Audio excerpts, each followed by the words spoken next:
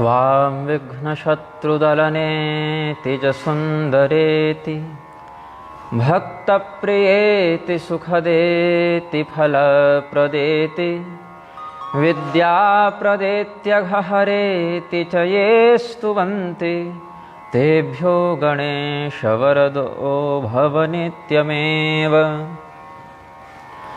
आशासुराशी भवदङ्गवल्ली भासैव दासीकृतदुग्धसिन्धुं मन्दस्मितैर्निन्दितशारदेन्दुं वन्दे रविन्दासनसुन्दरीं त्वां। नीलाम्बुजश्यामलकोमलाङ्गं सीतासमारोपितवामभागं पाणौ महासायकचारुचापं नमामि रामं रघुवंशनाथम्। मन्दारमालाकुलितालकायै कपालमालाङ्कितशेखराय दिव्याम्बरायै च दिगम्बराय नमः शिवायै च नमः शिवाय। यन्मण्डलं व्याधिविनाशदक्षं यदृग्यजुहुसामसु सम्प्रगीतं प्रकाशितं येन च भूर्भुवः स्वः पुनातु मां तत्सवितुर्वरेण्यं। प्रेम से बोलिए आनंद कंद भगवान की जय। श्री सीतारामचंद्र भगवान की जय। श्री उमापति महादेव की जय। श्री हनुमान जी महाराज की जय। श्री गोस्वामी तुलसीदास जी महाराज की जय।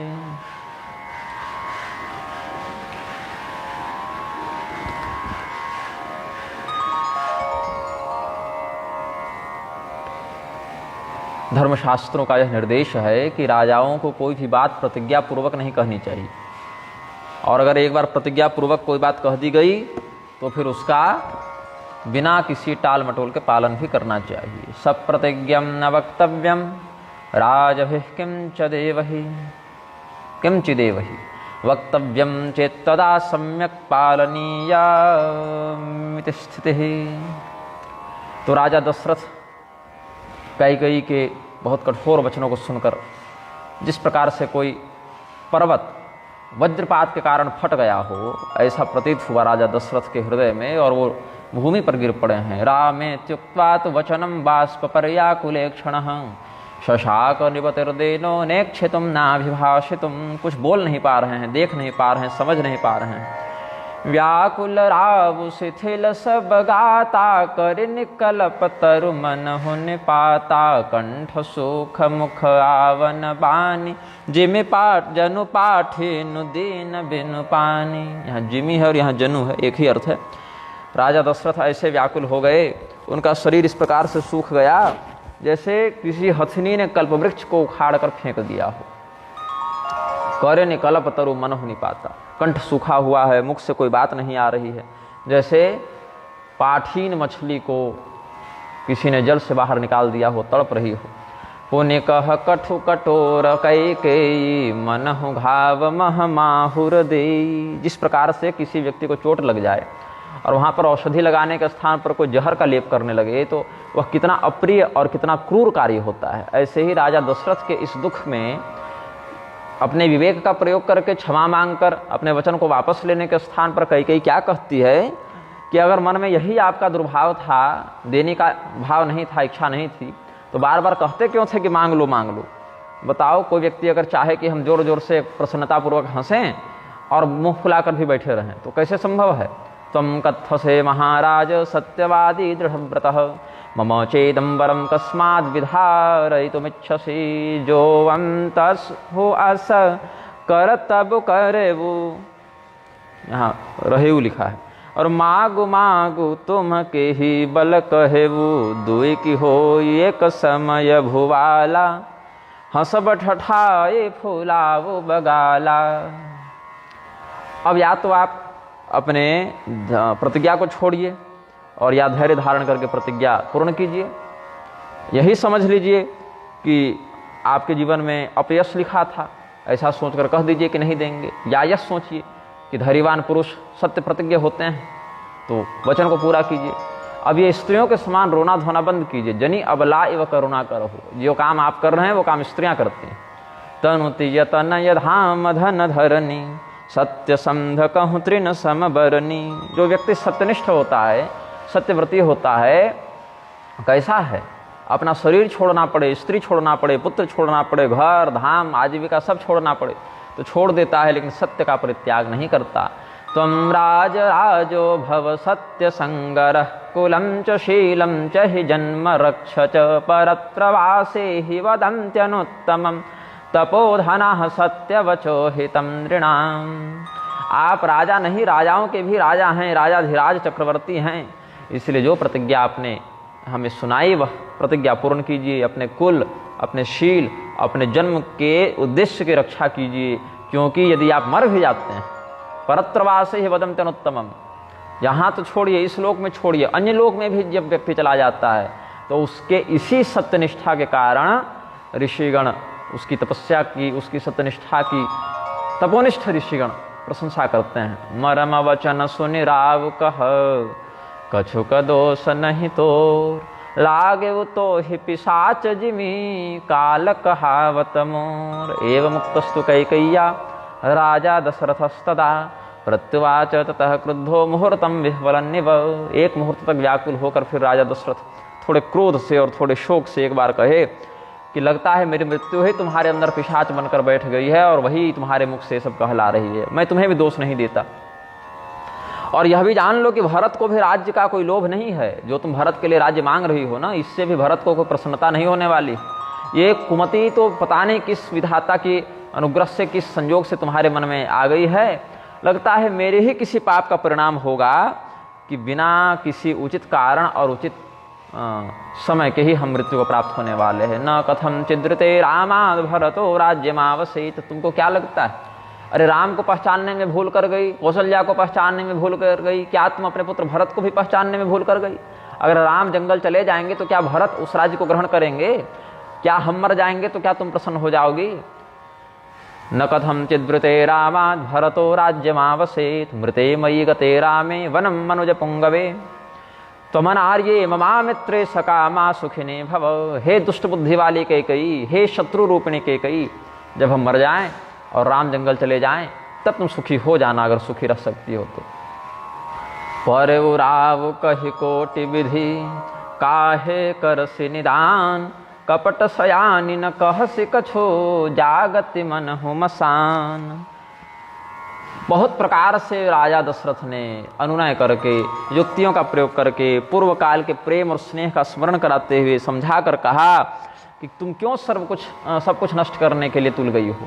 लेकिन कपट बुद्धि के कारण वो कई क्या कर रही है, जैसे कोई मसान को जगा रहा हो तांत्रिक बैठकर, वैसे ही वो कुछ बोल नहीं रही है। वो मन ही मन जो है श्मशान चिता रही है। राम कामम उपाश्रयष्यति वनम त्यक्त्वा धृतम कौतुकम लोकस्त्यक्षति कौतुकम चिरधृतम तस्याभिषेके कथम धर्मापाय भयेन वत्स विरहं वक्ष्यामि वक्ष्यामि किम यावत् कल्पमकीर्तिरार्ति जननी जायेत जायेत तव। ठीक है, राम हमारे आदेश का अनुसरण करते हुए इच्छानुसार जंगल चले जाएं। हो सकता है कि उनके अभिषेक की प्रतीक्षा करते हुए अयोध्यावासी भी धैर्य धारण करेंगे, चलो आज नहीं 14 साल के बाद लेकिन राम जी आएंगे। और हो सकता है कदाचित मैं उस पुत्र विरह को भी सहन कर लूं किसी प्रकार से, धर्म के नष्ट होने के भय से मैं सहन कर लूंगा। लेकिन इससे परिणाम क्या होगा, पूरे कल्प पर्यंत जब तक प्रलय नहीं होता है कई तब तक तुम्हारी अपकीर्ति रहेगी, तुम्हारी बदनामी रहेगी। न प्रभातम त्वयच्छामि निशे नक्षत्र भूषिते क्रियताम में दया भद्रे ममायम रचितोंजलिः सहस्रांशोदयो मा भूत राजा चिंतां चकारसः राज्ञः प्रीतिस्तथा राज्ञाः काठिन्यम ब्रह्मणा कृतम्। वाल्मीकि जी और वशिष्ठ जी अपने अपने रामायण में कहते हैं कि मैं सभी देवताओं से प्रार्थना करता हूँ। राजा दशरथ कहते हैं कि आज ये रात्रि सदैव रात्रि ही बनी रह जाए, प्रातःकाल हो ही नहीं, क्योंकि कैकेयी ने यही कहा है कि सुबह होते ही राम को घर से निकाल दीजिए। तो मैं यही प्रार्थना करूंगा, हे सूर्य भगवान, राजा दशरथ की प्रीति और कैकेयी की कठोरता दोनों विधाता ने बड़ा सोचकर बनाया है। तो हे सूर्य भगवान, आप उदित ही न हो, अगर आपके उदित होने से इतना बड़ा अनर्थ हो सकता है तो आप सूर्यवंश के पिता हैं, आप सूर्य वंश के उद्भव करता है, मैं आपसे वंश रक्षा के लिए प्रार्थना करता हूं कि आप उगिए ही मत। लेकिन कालक्रम तो किसी के कहने से रुकता नहीं है ना। एवं रात्रिर्गता तस्य दुःखात् संवत्सरोपमा रुणोदय काले तो वंदिनो गायका जगहु। रात्रि बीती, विलपत नृपहि भयउ भेनु सारा, बीना बेनु शंख धुनि द्वारा। वीणा, बांसुरी, शंख, नगाड़े ये सब की ध्वनि राजा दशरथ के दरबार में हो गई। राजा दशरथ की ये एक रात्रि लगी कि 1 साल की रात्रि आज ही बीती है। पूरा एक रात का समय इनको 1 वर्ष के समान दुखदायी प्रतीत हुआ। लेकिन अभी राजा दशरथ को ये सब मंगल गीत अच्छे नहीं लग रहे। रात भर तो सोए नहीं थे, किसी को नींद नहीं आई थी। राजा दशरथ कष्ट के कारण और बाकी लोग उत्साह के कारण सब जगह हुए थे। तो द्वार भीर सेवक सचिव कहि उदय रवि देखी, जागे अजहुन अवधपते कारण कवन विशेख। स्त्रियो बालाश्च वृद्धाश्च रात्रौ निद्रां न लेभिरे, कदा द्रक्ष्यामहे रामं पीतकौसेयवाससं। ततः प्रभात समये मध्यकक्षमुपस्थिताः ब्राह्मणाः क्षत्रिया वैश्या ऋषयाः कन्यकास्तथा। ब्राह्मण, क्षत्रिय, वैश्य और जितने शूद्रादि बाजा इत्यादि बजाने वाले थे वो सब ऋषिगण और सौभाग्यवती स्त्रियां, कुमारी कन्याएं सब अपने अपने कर्तव्य को पूर्ण करने के लिए राजा के दरवाजे पर उपस्थित हैं। भगवान का दर्शन कब होगा, इसी उत्कंठा में कोई नहीं सोया रात भर। पूरी अयोध्या जगती रह गई। इतना उमंग था, उल्लास था, इतने तरह के काम थे, सब लोग जगे ही रह गए। राजा दशरथ ब्रह्म मुहूर्त में उठ जाते थे, लेकिन आज नहीं उठे। तो पछिले पहर भूप नित जागा, आज हमहि बड़ अचरजु लागा। जाहु सुमंत्र जगावहु जाई, कीजिय काजु रजाय सुपाई। सभी लोग सोचते हैं कि राजा दशरथ तो बिल्कुल 1 पहर रात्रि बचती हुई में ही उठ जाते हैं, रात्रि के 4थे पहर में ही उठ जाते हैं, सूर्योदय से 3 घंटा पहले उठ जाते हैं राजा दशरथ, और अभी तक नहीं उठे हैं। तो क्या बात हो गई। तो सुमंत्र जी को सबने कहा कि सुमंत्र जी, आप तो मंत्री भी हैं, मित्र भी हैं, सलाहकार भी हैं, सब आप बड़े अधिकारी हैं, आप जाकर अंदर पता कीजिए कि आज राजा जी उठ क्यों नहीं रहे हैं, और फिर राजा जी जैसा आदेश दें वो सब हमको भी बताइए ताकि सारा काम आगे बढ़े। तो राजा दशरथ के नहीं उठने के कारण सुमंत्र जी भी थोड़े सहमे, थोड़े उनके मन में भी आशंका की वृत्ति जगी। तो जब अंदर गए हैं धीरे धीरे सुमंत्र जी, तो नेदानिमुत्थितो राजा किमर्थं चेति चिंतयन् सुमंत्रः शनकैः प्रायाद् यत्र राजावतिष्ठति, वर्धयं जय शब्देन प्राणमच्छिरसा नृपम्। राजा दशरथ को प्रणाम किया। राजा दशरथ के पास जब गए हैं तो राजा दशरथ का वह सुंदर भवन, निर्मल भवन, बिल्कुल श्मशान के समान भयभीत लग रहा है, जैसे विपत्ति और विषाद ही उस घर में रहते हो। वहाँ कभी सुख समृद्धि का वास ही नहीं था, ऐसा इनको अनुभव हुआ। तो इधर उधर पूछे कुछ लोगों से कि क्या बात हो गई, राजा दशरथ इस प्रकार से मलिन हैं, बेहोशी जैसी लग रही है, कैकेयी भी बिल्कुल बैठी हुई उदास, क्या हो गया। तो कोई कुछ कहता ही नहीं था। तो अंदर फिर कमरे में प्रवेश कर गए। बाहर से जब पता नहीं चला तो अंदर जाना पड़ा। अंदर प्रवेश किए तो प्रणाम किया, जय जी वैसे कह के अभिवादन किया, लेकिन कोई उत्तर नहीं दिए। राजा दशरथ का मुखमंडल देखकर सुमंत्र जी का प्राण सूख गया। सचिव सभी तसकै नहीं पूछी, बोली अशुभ भरी शुभ छूछी। राजा दशरथ जमीन पर पड़े हुए हैं, अपने आसन पर नहीं हैं, शैया पर नहीं हैं, मुख मलिन है, बेहोश जैसे लग रहे हैं, बीमार लग रहे हैं। तो कैकेयी जी से पूछा सुमंत्र जी ने कि क्या बात हो गई। ऐसा मन में पूछना चाह रहे थे लेकिन जोर से पूछ नहीं पा रहे हैं। तब तक कैकेयी ही अपने मुख से कह रही है बहुत अशुभ वाणी।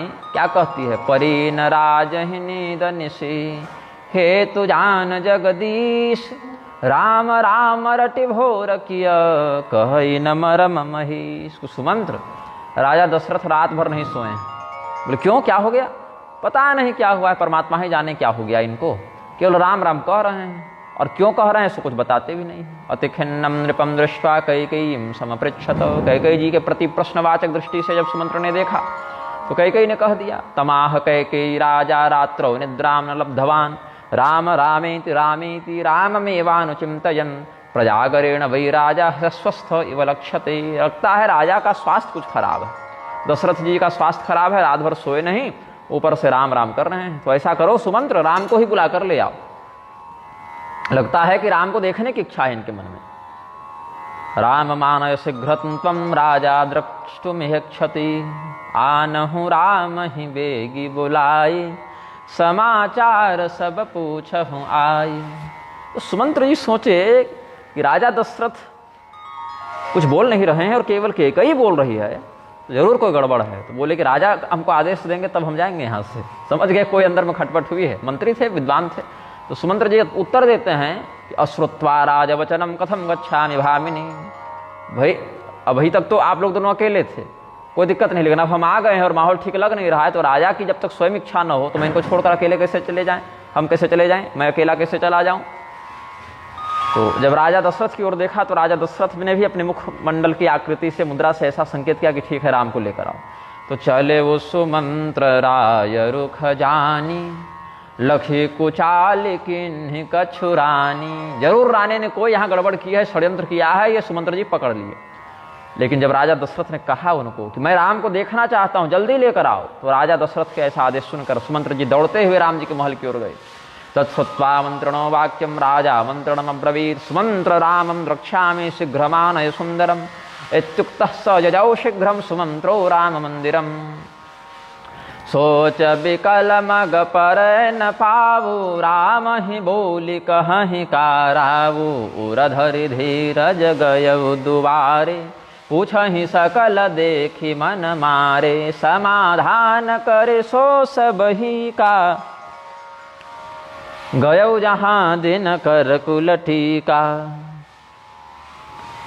राजा दशरथ जो हैं जब कहते हैं कि जाकर ले आओ राम को, तो सुमंत्र जी गए और जैसे ही कमरे से बाहर निकले लोग उनको घेर लिए कि बताइए क्या हुआ क्या हुआ। अब सुमंत्र जी क्या जवाब दें, क्या हुआ, मूल विषय तो पता नहीं है, बस इतना समझ रहे हैं कि अंदरूनी कोई गड़बड़ हुई है पति पत्नी में, कोई बड़ा षड्यंत्र हुआ है आज, लेकिन पूरा विषय इनको भी नहीं पता है। बोले कि वो हो रहा है काम, सब लगे हुए हैं तैयारी में।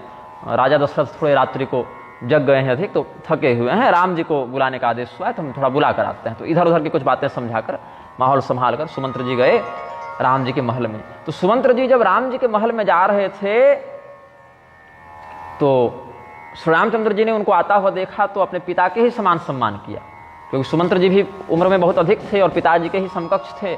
तो मेरे पिता ही आ रहे हैं मानो, ऐसा चाचा जी के भाव से सत्कार किया और पूछा कि क्या बात है, आप इधर आ रहे हैं, आपका इधर मेरे महल में क्या काम। मंत्री जी इतनी सुबह सुबह पहुंच गए हैं, सूर्योदय नहीं हुआ है अभी ठीक से, तो मंत्री जी हमारे महल में आ गए, क्या बात हो गई। अवारितः प्रविष्टोयम त्वरितम रामम अब्रवीत्। अब सुमंत्र जी बहुत बड़े अधिकारी थे, तो द्वारपाल उनको रोकते नहीं थे, ऊपर से शीघ्रता से आ रहे हैं, तो जरूरी काम है। तो राजा दशरथ के महल से निकलकर राम जी के महल में जा रहे थे। सबका अपना अपना महल था, छोटा छोटा, मतलब महल तो बड़ा ही था, लेकिन एक अंदरूनी सेटअप भी होता है ना, सब व्यक्तिगत कक्ष होते थे। तो द्वारपालों ने भी नहीं रोका। और शीघ्रमागच्छ भद्रम ते राम राजीव लोचन। जैसे ही राम जी सुमंत्र जी का अभिवादन करने के लिए खड़े हो रहे थे, वहीं से बोले हाँ हाँ मंगल हो, पिताजी बुला रहे हैं, जल्दी चलिए, कुछ गड़बड़ हो गई है, बस मंगल हो, दूर से ही आशीर्वाद दे दिया। पितुर्गे हम मया सार्धम राजा त्वाम द्रष्टुमिच्छति, राम कुभाते सचिव संग जाहि, देखी लोग जहाँ तहाँ बेलखाही। राम जी भी अब नहाए धोए कुछ है नहीं, बस सुबह उठ ही तो रहे हैं सब लोग, और इसी अवस्था में सुमंत्र जी दौड़ते हुए आए हैं और राम जी को सीधे राजा दशरथ के महल की ओर ले जा रहे हैं। तो लोगों को भी पता चल गया कि कुछ तो अमंगल हो रहा है यहाँ। इत्युक्तो रथमारोह्य संभ्रमात् त्वरितो जजौ, रामः सारथिना सार्धम लक्ष्मणेन समन्वितः। राम जी अपने रथ पर बैठे और लक्ष्मण जी भी बैठे। लक्ष्मण जी भी और जल्दी तैयार हो गए थे कि भाई आज तो विशेष अवसर है, तो थोड़ा हम क्यों आलसी जैसा रहें। ऐसे तो पहले उठे ही जाते थे राम जी से पहले, लेकिन आज और विशेष तत्पर थे। तो जब देखे कि राम जी को सुमंत्र बुलाने आए हैं तो वो भी साथ में हो गए, क्या बात है। तो जाई दीख रघुवंश मणि, नरपति निकट कुसाज, सहम परेउ लख सिंह मनहु वृद्ध गजराज। क्या हो देखते हैं यहाँ पर, राजा दशरथ बूढ़े हाथी के समान पड़े हुए हैं और सिंहनी के समान उनके प्रति क्रूर दृष्टि से देख रही है कैकेयी।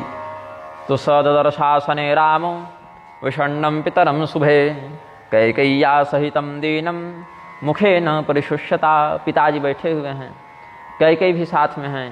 पिताजी बहुत उदास हैं। सरुस समीप देखी कैकेयी मानहुमी च घरी गनिलेई। तो अपने पिताजी को इस प्रकार से कभी उन्होंने देखा नहीं था।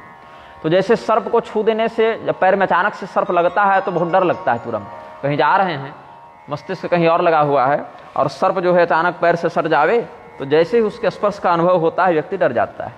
ऐसा ही भगवान को भी अनुभव हुआ कि राजा दशरथ को क्या हो गया है पिताजी को आज, क्योंकि पहले ऐसी अवस्था उनकी कभी न देखी थी और न सुनी थी। करुणामय मृदु राम सुभावु प्रथम दीख दुख सुनान कावु। तदपूर्वं नरपतेर दृष्ट्वा रूपम भयावहम रामोपि भयमापन्नः पदास्पृष्ट्वेव पन्नगम।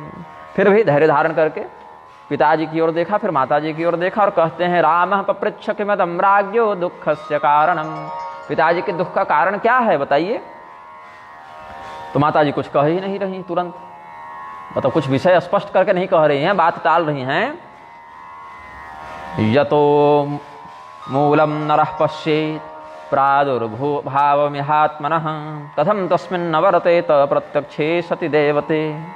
जिनकी कृपा से हमारा पृथ्वी पर जन्म हुआ है वह माता पिता तो देवता स्वरूप होते हैं। तो पितरि प्रीतिमापन्य प्रियमते सर्वदेवता, पिता के प्रसन्न होने पर समस्त देवताओं की प्रीति हो जाती है। तो कौन सा ऐसा पुरुष होगा जो पिता का तिरस्कार करे, पिता के प्रतिकूल जावे। तो राम जी समस्त सत्पुत्रों के भी सत्पुत्रत्व को सिद्ध करने वाले सत्पुत्र हैं। तो राम जी के इस वचन को सुनकर, प्रश्न को सुनकर राज्ञ दुख से कारणम कैकेयी कहती हैं तुम्हारे ही कारण राजा की ये गति हुई। सुनु राम सब कारण एहु राज ही तुम पर बहुत स्नेहु। राजा तुमसे इतना प्रेम करते हैं, यही प्रेम, तुम्हारे प्रेम के कारण राजा की दुर्गति हुई है। एवं पृच्छति रामेशा कैकेयी रामम ब्रवीत् त्वमेव कारणम ह्यत्र राज्ञो दुःखोपशान्तये। राजा के दुख का कारण तुम ही हो, इसीलिए दुख की शांति का कारण भी तुम ही बन सकते हो।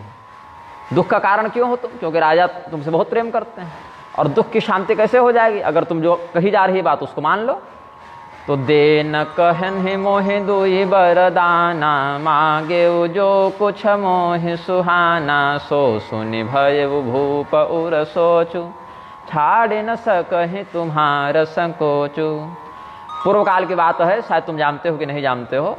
राजा दशरथ ने हमको कहा था कि तुम मुझसे 2 वरदान प्राप्त कर सकती हो। तो हम उस समय कुछ नहीं मांगे। अब कल हमको याद आया कुछ मांगना है तो हमने मांगा, और जो मांगा सो इनको बहुत चिंता हो गई। अब इनको चिंता हो गई तुम्हारे प्रेम के कारण, तुम्हारा विचार करके राजा हमको वरदान दे नहीं पा रहे हैं। तो सत्य प्रतिज्ञा कर चुके हैं और देने से मुकर रहे हैं, इसी बात का इनको दुख है। तो तुम ऐसा करो, इनकी प्रतिज्ञा सत्य करो और इनकी चिंता को दूर करो। राज्ञा वरद्वयं दत्तम मम संतुष्ट चेतसा त्वदधीनं तु तत्सर्वं वक्तुं त्वां लज्जते नृपः सत्यपाशेन संबद्धं पितरं त्रातुमर्हसि। सत्य की डोर में बंधे इन राजा की रक्षा तुम ही कर सकते हो। तो सुत स्नेह इत बचन उत संकट पर्यो नरेश सकहुत आय सुधरहु सिर मेटहु कठिन कलेसु। एक और पुत्र का प्रेम है, दूसरी ओर वचन की गरिमा है। इसी दोनों के मध्य क्या करना है और क्या नहीं करना है, यही राजा को संकट है। तो अगर तुम इस सामर्थ्य से युक्त हो कि राजा को संकट से निकाल सको तो राजा की प्रतिज्ञा सत्य करो। ऐसा नहीं हो कि राजा तुम्हारे प्रेम के कारण हम पर क्रोध कर बैठे और अपनी प्रतिज्ञा से भ्रष्ट हो जाएं, क्योंकि ऐसा होगा तो बहुत अनर्थ हो जाएगा। धर्म मूलम इदम राम विदितम च सतामपि तत्सत्यम न त्यजेद राजा कुपितस्त्वत्कृते यथा। अब बहुत निर्भय होकर, बहुत निर्भ्रांत चित्त होकर कैकेयी ये बात कह रही है। कैकेयी की इन वचनों को सुनकर जो कठोरता की देवी है, क्रूरता की देवी है, वो भी डर गई, वो भी व्याकुल हो गई।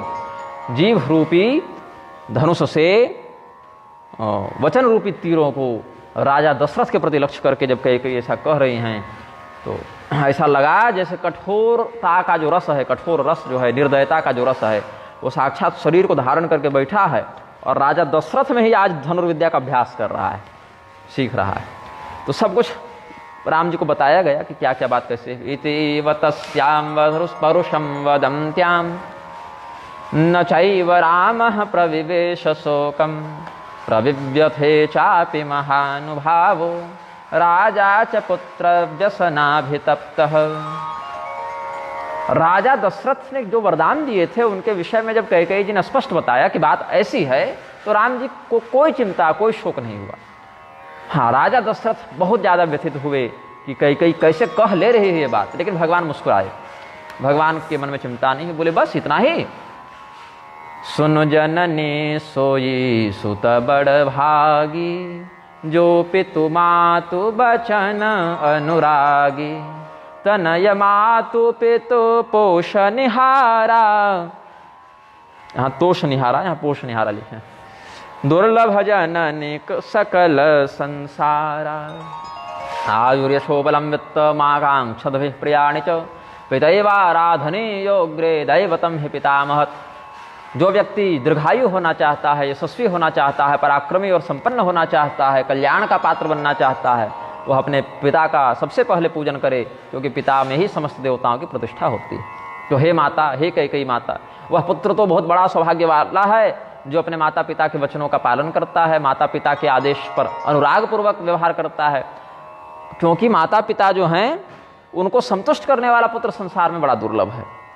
पुत्र तो ऐसे सब उत्पन्न कर लेते हैं, लेकिन जो पुत्र अपने व्यवहार से, अपने विनम्रता से, अपने आदेश पालन की प्रवृत्ति से अपने माता पिता को संतुष्ट कर दे, वो पुत्र तो बड़ा दुर्लभ है। तो मुनिगण मिलन विशेष बन, सब ही भांति ही तमोर, तेहि मह पितु आय सुबहुरे, सम्मत जननी तोर। राज्य को छोड़कर हमें जंगल जाना, ये तो बहुत अच्छी बात है, क्योंकि जंगल में ऋषि महर्षि रहते हैं और यहाँ तो महल में उनका दर्शन और उनके सत्संग की दुर्लभता है।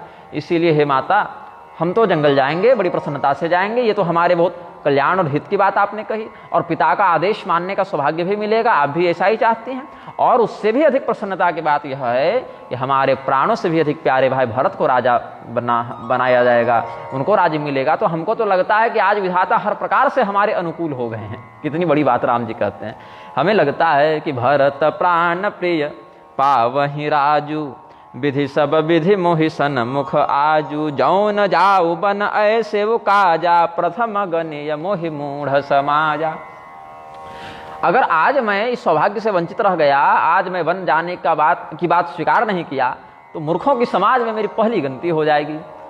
ये तो ऐसी बात हो गई कि किसी को कल्पवृक्ष मिल रहा हो और कल्पवृक्ष का परित्याग करके अरंड के पेड़ का सेवन करने लगे, किसी को अमृत मिल रहा हो, अमृत को छोड़कर जहर चाटने लग जावे। ऐसे ही राज्यात् कोटि गुणम सौख्यम मम मातरवने सतः, अहम हि सीता राज्यम च प्राणानिष्टाम धनानि च, हृष्टो भ्रात्रे स्वयं दद्याम भरताय प्रचोदितः।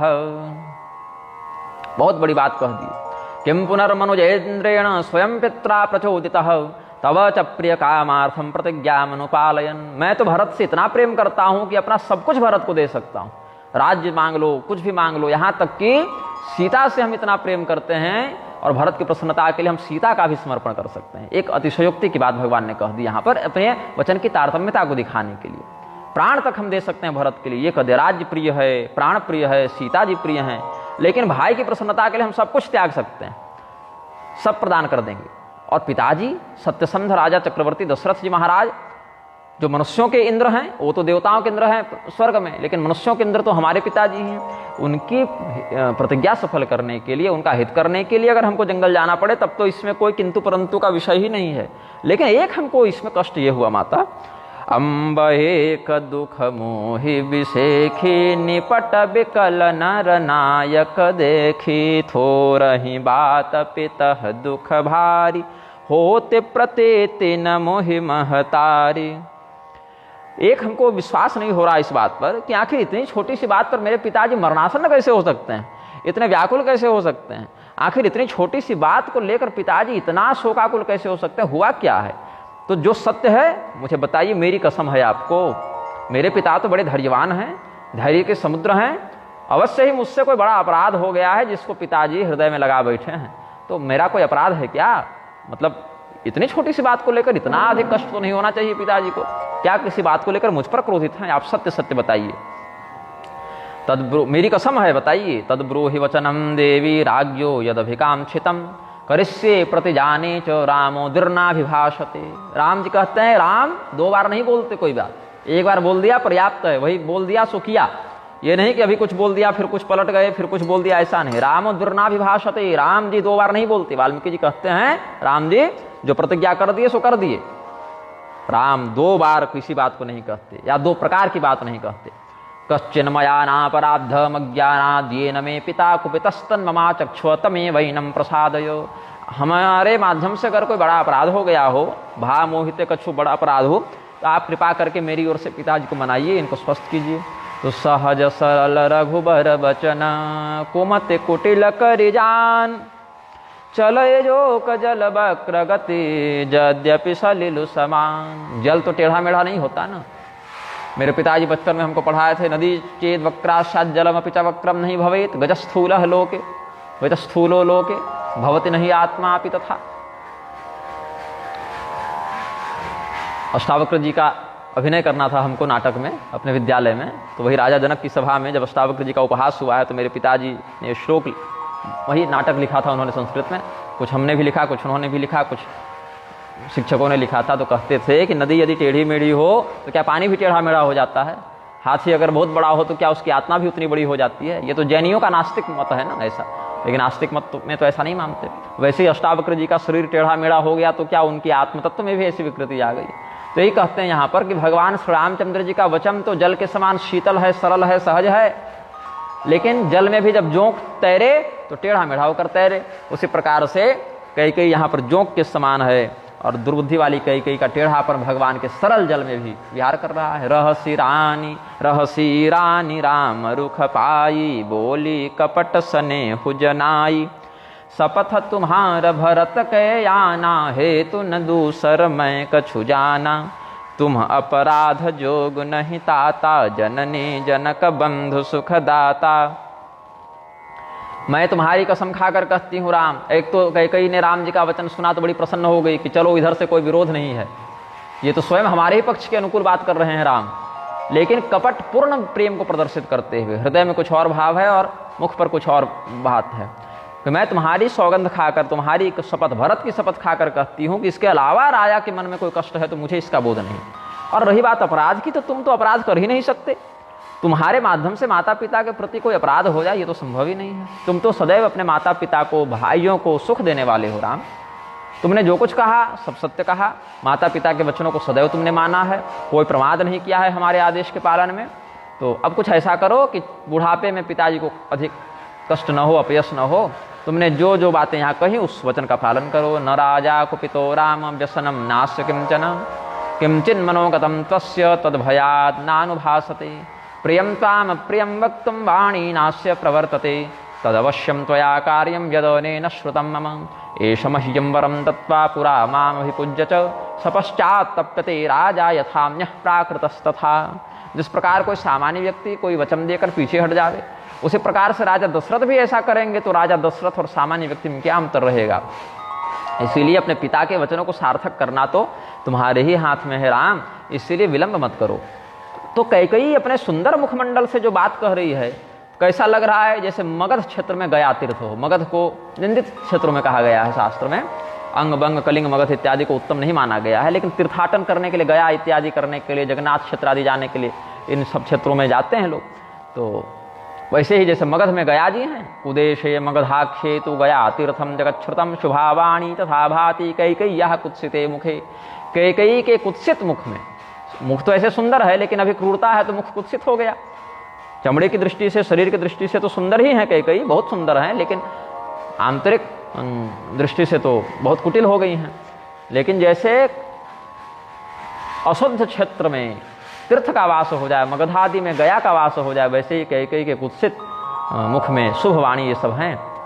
तो लेकिन क्या हुआ? यथा गंगागतम पाथ पवित्रम कथितम बुधैः विमातुर्वचनम सर्वम तथा राम मनोहरम। राम हिमातु वचन सब भाये, जिमि सुर सरिगत सलिल सुहाये। बाहर के कोई नदी का जल या और भी सड़क इत्यादि का जल या छोटे मोटे स्रोत का जल पवित्र नहीं होता, लेकिन गंगा जी में अगर वो धारा जाकर मिल जावे तो गंगा जी के समान उसकी गति हो जाती है, पवित्रता को धारण कर लेता है। वैसे ही यद्यपि कैकेयी जो बोल रही है वो वाणी अपवित्र ही है, उस वाणी में कोई शुभता नहीं है, किंतु श्री रामचंद्र जी के पास आकर वही गंगा की धारा में मिलकर वह भी पवित्र के समान हो जाती है। गई मूर्छा राम ही सुमेरे, नृप फिर करवट लीन, सचिव राम आगमन कही, विनय समौ समकीन। अभी तक राजा दशरथ बेहोश ही थे, उनको पता नहीं था कि राम आ गए हैं। कुछ देर में जब उनकी मूर्छा टूटी, करवट लिया, तो सुमंत्र जी वहीं थे। उन्होंने कहा कि महाराज आपके आदेश के अनुसार राम को हम ले आए, बताइए और क्या करना है। और प्रणाम किया है राजा दशरथ को सुमंत्र जी ने, राम जी ने भी प्रणाम किया। तो हा राम हा जगन्नाथ हा राम प्राणवल्लभ मां विसृज्य कथम घोरम विपिनम गंतुमर्हसि। राजा दशरथ विलाप करने लगे कि हे राम, हे जगन्नाथ, हे मेरे प्राण प्यारे, मुझे छोड़कर उतने कठोर, उतने क्रूर, उतने दुर्दांत जंगल में तुम कैसे जा सकते हो।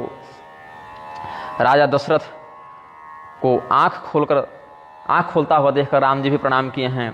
राम जी उनके पहले तो राजा दशरथ को उठाकर बैठाया है, सचिव सम्हारे राव बैठारे चरण परत निप राम निहारे। तो बहुत प्रेम से और स्नेह से गदगद होते हुए जोर से उनको गले से लगा लिया, जैसे कोई सर्प की मणि खो गई हो और बहुत मुश्किल से वो मणि मिली हो, तो उसको बहुत उत्साह के साथ, बहुत आतुरता के साथ वो ग्रहण कर लेता है।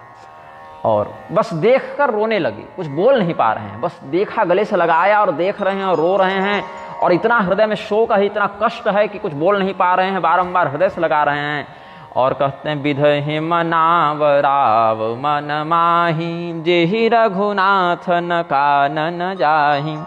सुमिरि महेश ही कहहि होरी, बिनते सुनहु सदा शिव मोरी। आशुतोष तुम अवधर दानी, आरति हरहु दीन जन जानी। हे महादेव जी, हे विधाता, आज कुछ ऐसा कीजिए कि राम जंगल न जाएं। मेरी विनती सुन लीजिए शिव जी, आप तो बहुत कम में प्रसन्न हो जाते हैं, बहुत अल्प सेवा से प्रसन्न हो जाते हैं। मैं आर्त भाव से आपकी शरण में आया हूँ प्रभु, आज कुछ ऐसा कर दीजिए कि ये अपशगुन टल जावे। अब भगवान महादेव जी भी जान रहे हैं कि उनके रुद्रगण जो है नारद जी के शाप से रावण कुंभकर्ण बने हैं, उनके भी उद्धार की वही विधि निश्चित की गई है। नारद मुनि के शाप से राम जी को सीता जी का वियोग सहना है, वानरों की सहायता लेनी है। तो ये सब अवश्यम भाविता है, और अवश्यम भाविता में देवता भावना वशीभूत होकर हस्तक्षेप नहीं कर सकते हैं। तो इसीलिए शिव जी जानते हैं कि यहाँ पर अगर राम जी को हम रोक कर दशरथ जी की बात मान लेते हैं तो आगे बहुत सारा मंगलमय कार्य बाधित हो जाएगा और रावण नहीं मरेगा, तो बहुत लोगों को कष्ट हो जाएगा। इसीलिए राजा दशरथ का यह जो शोक है, वो शोक दूसरों के कल्याण का चिंतन करने के कारण अनिवार्य हो गया है, अपरिहार्य हो गया है। पितुः समीपम संगम्य ननाम चरणों पितुः, राम मालिंगितुम राजा समुत्थाय ससंभ्रम। बाहु प्रसार्य रामेति दुःखान् मध्ये पपातः, वसुधा शक्र नयनो मंदमश्रूणि मुंचति। वसुधा शक्त नयनो, शक्र लिख दिया यहाँ पर ना, शक्र का अर्थ मुझे समझ में नहीं आया। वसुधा शक्त नयनो, पृथ्वी में दृष्टि लगाकर मंद मंद गर्म गर्म आंसू गिराने लगे। राजा दशरथ बीच में ही गिर पड़े हैं। राम जी को आलिंगन करने के लिए पहले थोड़ा आगे बढ़े तो गिर गए, तब तक राम जी उनको आगे संभाले हैं। कहते क्या हैं, अजस हो जग सुजसन सावु, नरक परं बरु सुरपुर जाऊ। सब दुख दुसह सहावहु मोहि, लोचन ओट राम जनि होहि। कोई बात नहीं, अगर मेरा समस्त पुण्य नष्ट हो जाए, संसार में हमें अपयश की प्राप्ति हो, कोई समस्या नहीं। अगर प्रतिज्ञा भंग के पाप के कारण हम नरक चले जाएं, चाहे पूर्व पुण्यों के कारण स्वर्ग भी चले जाएं, या मिले चाहे कुछ न मिले, हर प्रकार का दुख हमको सहन करवा लीजिए महादेव जी, लेकिन हमारे नेत्रों से राम को ओझल मत कीजिए। ये सब मन में विचार कर रहे हैं, बोल नहीं पा रहे हैं। लेकिन क्या हुआ, निंदन्तु नेति निपुणाय दिवास्तुवन्तु, लक्ष्मीः समाविशतु गच्छतु वा यथेष्टम्। अद्यैव वा मरणमस्तु युगान्तरे वा, न्याय्यात् पथः प्रविचलन्ति पदं अधीराः। भर्तृहरि जी का वचन है, नीति में निपुण व्यक्ति भी यदि हमारी निंदा करने लगे तो करें, या यदि उनको अच्छा लगे हमारा कृत्य तो स्तुति भी करें। हमारे पास संपत्ति आवे चाहे जावे, चाहे हम आज मरे चाहे एक कल्प के बाद मरे, लेकिन न्याय के मार्ग से नहीं हटेंगे, ऐसा ही निश्चय धीर पुरुष करते हैं। तो राजा दशरथ की ऐसी दशा देखकर श्री रामचंद्र जी ने पिताजी को अत्यधिक प्रेम के वशीभूत जाना कि पिताजी इतना प्रेम करते हैं हमसे, इसी के कारण इतना धर्म संकट है। पीपल के पत्ते के समान राजा दशरथ का शरीर डोल रहा है, मन डोल रहा है, पीपर पात सरिस मनु डोला। तो पिताजी सोचते हैं कि अगर मैं यहाँ कुछ नहीं बोलूँगा तब तक माता कैकेयी कुछ बोल देंगी, तो बोल देंगी तो इनको और बुरा लगेगा, उससे अच्छा हम ही किसी बात को संभाल के कहें। तो कहते हैं प्रणाम करके कि देखिए पिताजी, मैं तो आपका बच्चा हूँ, बच्चा कुछ ऊपर नीचे बोल भी देता है तो उसको माता पिता उतना हृदय से नहीं लगाते हैं, लेकिन फिर भी अगर मैं कुछ गलत बोल जाऊँ तो मुझे क्षमा कर दीजिएगा। विमृज्य नयने राम पितु सजल पाणिना, भगवान सुमंत्र जी को संकेत किए थोड़ा जल लेकर आइए। सुमंत्र जी तुरंत जल ले आए, भगवान ने हाथों को धोया और शीतल शीतल जल से राजा दशरथ का चेहरा धोया, नेत्रों को पोछा, चेहरा धोया, आश्वासन दिया, बैठाया। आश्वासयामासु निपम शनैः सनय कोविदः किमत्र दुःखेन विभो राज्यं शासतु मेनुजः अहम प्रतिज्ञां निस्तीर्य पुनर्यास्यामि ते पुरम्। कि पिताजी आखिर गड़बड़ क्या है इसमें, इतनी चिंता की बात क्या है इसमें? मेरे छोटे भाई को राज्य मिलेगा, इसमें हमको कोई आपत्ति नहीं है, और रही बात हमारी तो 14 साल में हम फिर आ ही रहे हैं आपके पास, कहीं कोई दिक्कत नहीं है। राम जी मतलब इतने गंभीर विषय को इतने आसानी से 2 पंक्ति में निपटा दे रहे हैं कि क्या दिक्कत है, भरत राजा बन ही रहे हैं। रही बात हमारी तो हम गए और 14 वर्ष में बस आ गए, तो इतने सरलता से 2 पंक्ति में विषय को समेट दिए। अति लघु बात लागी दुख पावा, इतनी छोटी सी बात पर इतना आप चिंतित हो गए, पहले कह देते हमको। काहू न मोहि कहीं प्रथम जनावा, हमको पहले आप क्यों नहीं बताइए विषय। मंगल समौ स्नेह बस सोच परिहरियतात, आय सुदेय हर सिंह कहि पुलके प्रभुगात। यत्तत्र भवतः किंचित शक्यं कर्तुं प्रियं मया, प्राणानपि परित्यज्य सर्वथा कृतमेव तत्। यदि हमारी मृत्यु होने से भी आपका कोई कार्य सिद्ध होता हो तो हम तत्काल उसको कर देंगे, क्योंकि मेरा सब कुछ आपका ही है पिताजी। यह मंगल समय है और समय में इस प्रकार का शोक करना उचित नहीं। भरत के राजा अभिषेक की तैयारी कीजिए, हम चले, और उधर भरत राजा बने और मानो कि हम गए और आ गए। 14 वर्ष में क्या समय लगता है। धन्य जन्म जगती तल जासु तासु पितहि प्रमोदु चरित सुनि जासु। जिसके चरित्र को समाज प्रशंसा से बखान करे और पिता जब अपने पुत्र के उस चरित्र को सुने और प्रसन्न हो, उसी पुत्र का जीवन धन्य है। जो अपने माता पिता से प्राणों के समान प्रेम करे उसको तो चतुर्वेद पुरुषार्थ की सिद्धि हो जाती है। आप आदेश दीजिए, न ह्यतो धर्मचरणम किंचिदस्ति महत्तरम यथा पितरि शुश्रूषा तस्य वा वचन क्रिया। अपने पिता की सेवा करना, पिता के वचनों का अनुसरण करने से बड़ा धर्म क्या होगा। और वह धर्म जब हमारे पास स्वयं चल कर आया है तो हम उस धर्म के पालन से कैसे पीछे हट सकते हैं। बस हम यहाँ से गए घर, माता कौशल्या को प्रणाम किया, समझाया, और सीता को भी थोड़ा समझा देंगे कि ऐसी ऐसी बात हो गई है, और आकर आपको प्रणाम करेंगे और बहुत आनंद से जंगल जाएंगे, क्या दिक्कत है इसमें। तो विदा मातु सन आवों मागी, चली हूँ बनहि बहुरी पग लागी। अस कहि राम गवन तब कीन्हा, भूप शोक बस उतरनु दीन्हा। राजा दशरथ से ऐसा कह के जब राम जी जा रहे थे तो राजा दशरथ उनको रोक नहीं पाए। क्यों नहीं रोक पाए, इतने शोक में थे कि बोल ही नहीं पा रहे हैं कुछ।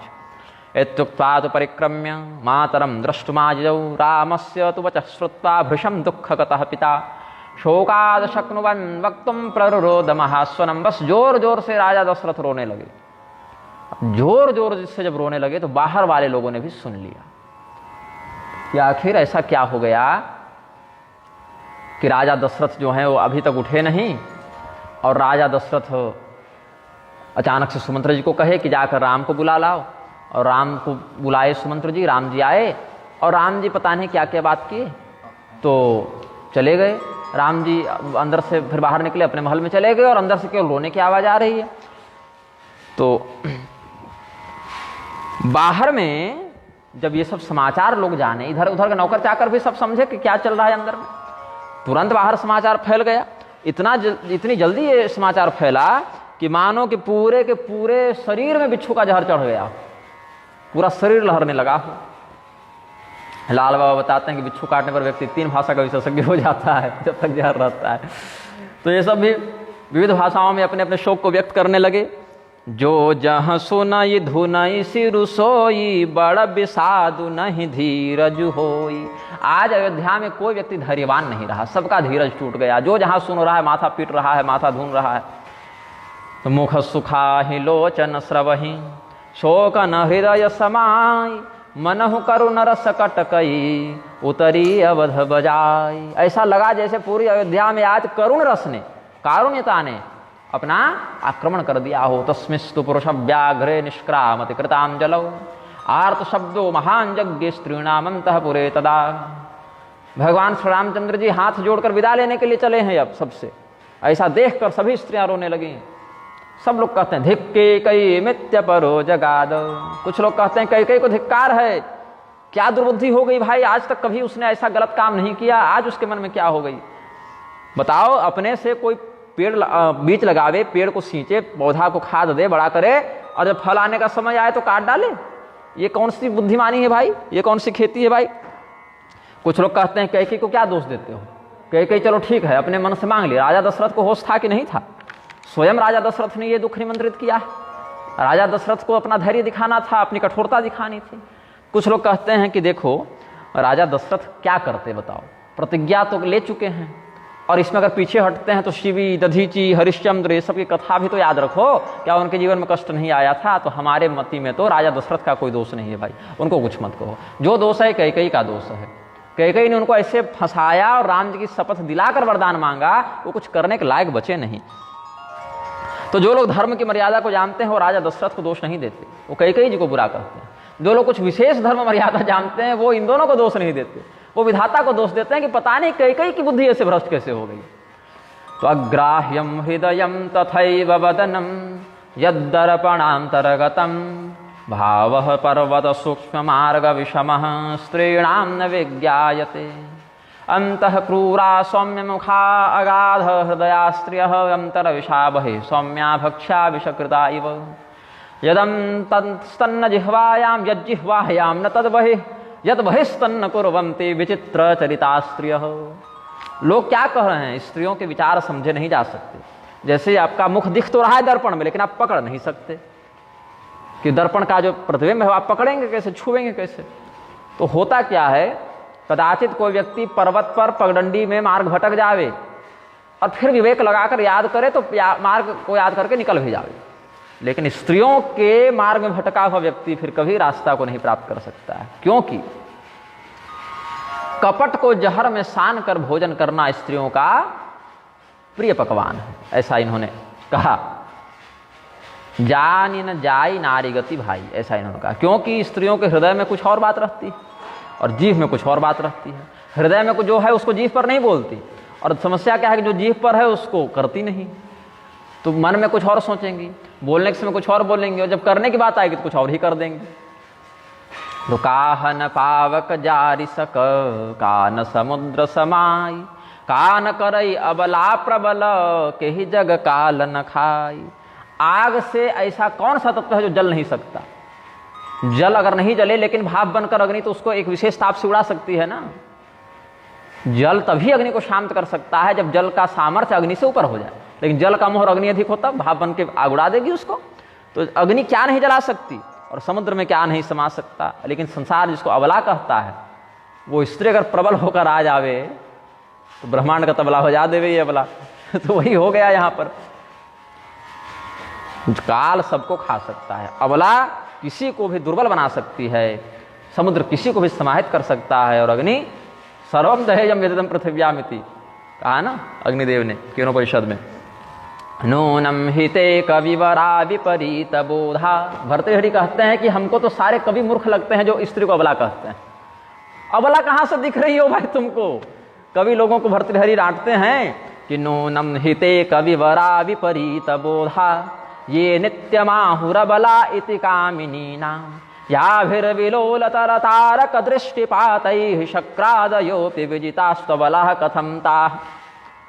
स्त्री को अबला लिखने वाले सारे कवि उल्टी बुद्धि वाले थे, जिन्होंने अपने चपल नेत्रों की कटाक्ष मात्र से वज्रधारी इंद्र को जीत लिया, उनको अबला कहते कैसे हो भाई।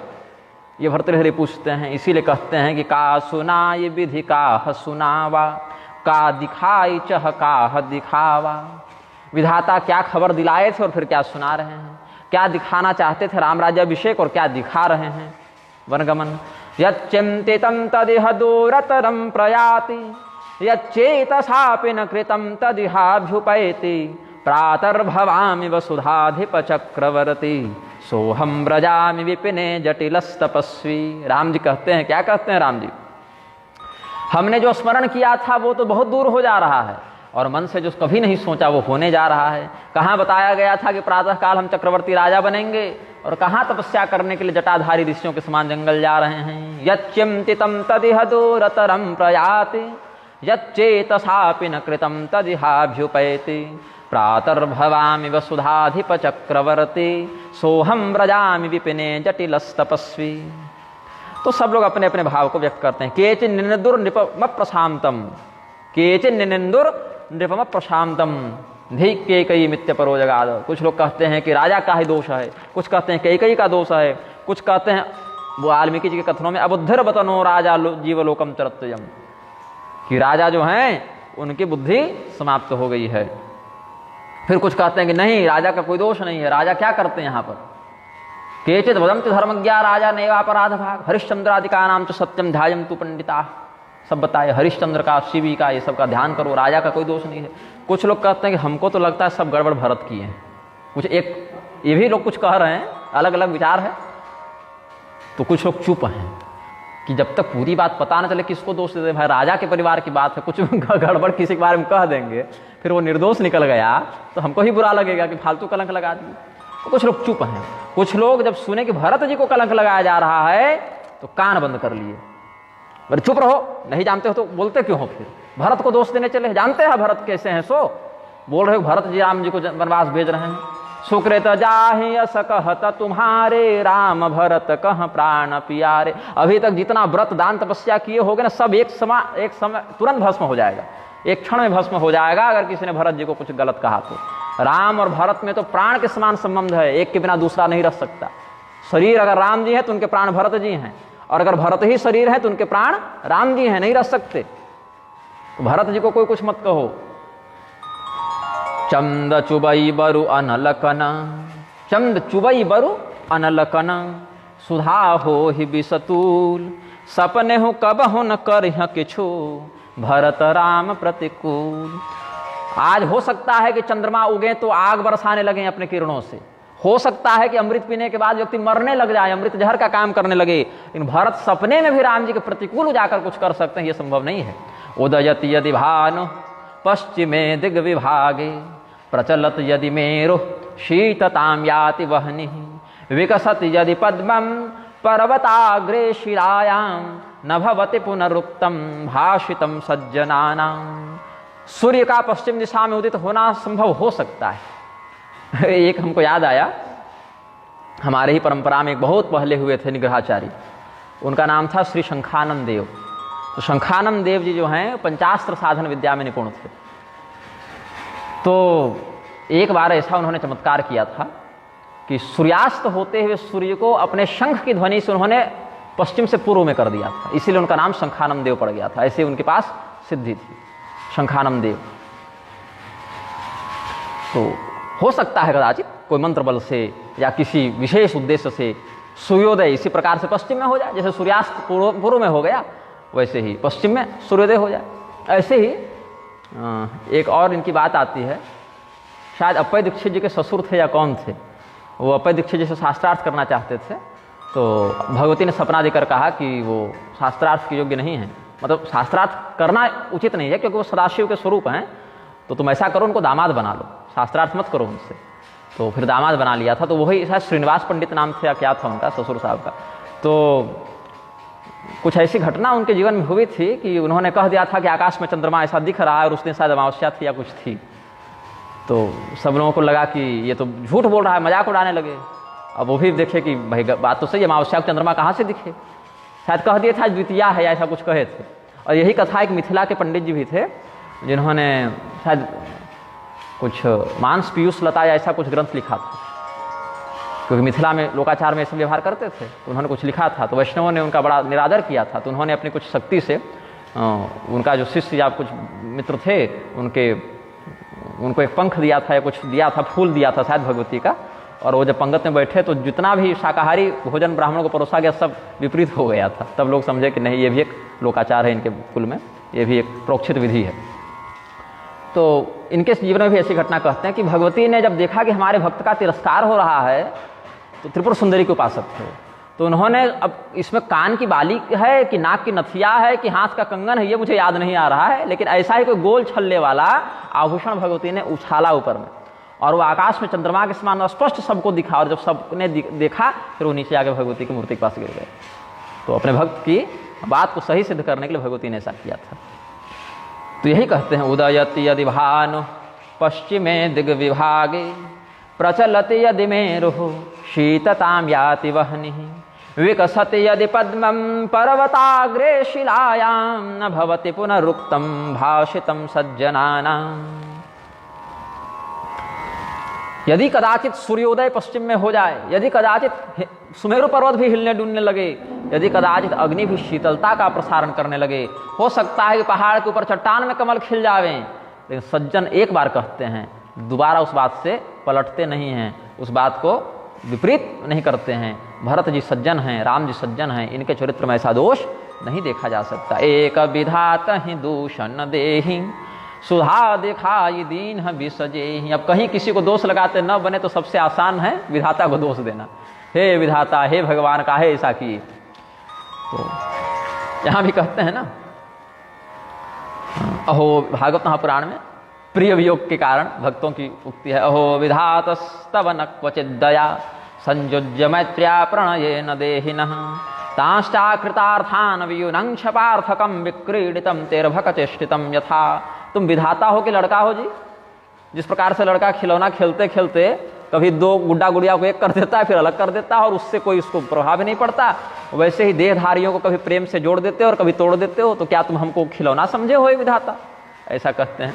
घर भर नगर सोच सब काहू दुसह दाह उर मिटा उछाहू।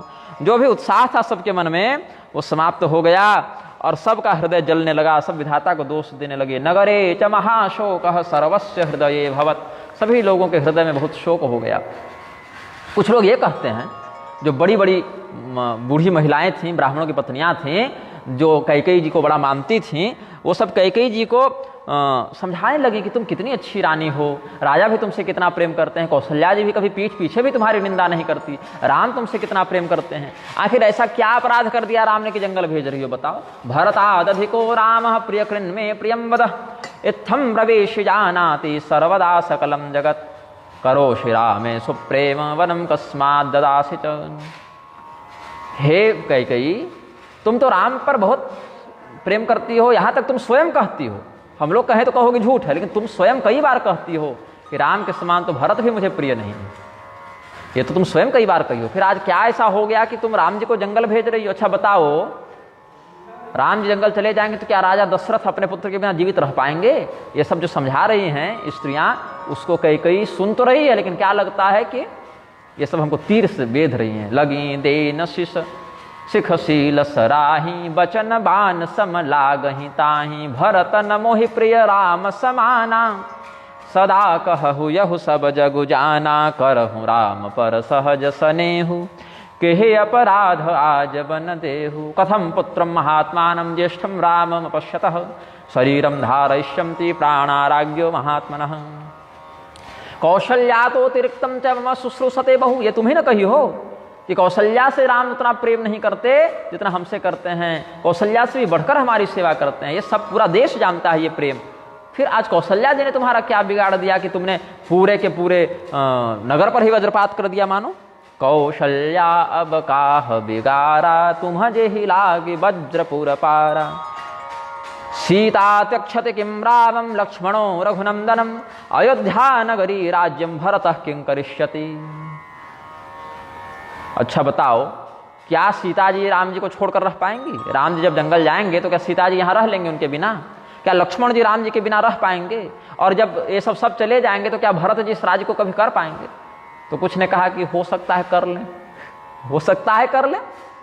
जैसे राम जी अपने पिता के वचनों का अनुसरण करके जंगल जा रहे हैं, तो पिता के वचनों को प्रधानता देते हुए मन मार के ही सही, लेकिन भरत जी राज्य कर लें। बोले अच्छा ठीक है, जब भरत जी राज्य कर लेंगे तो इसमें राम जी के वनगमन की सार्थकता कहाँ सिद्ध हो रही है?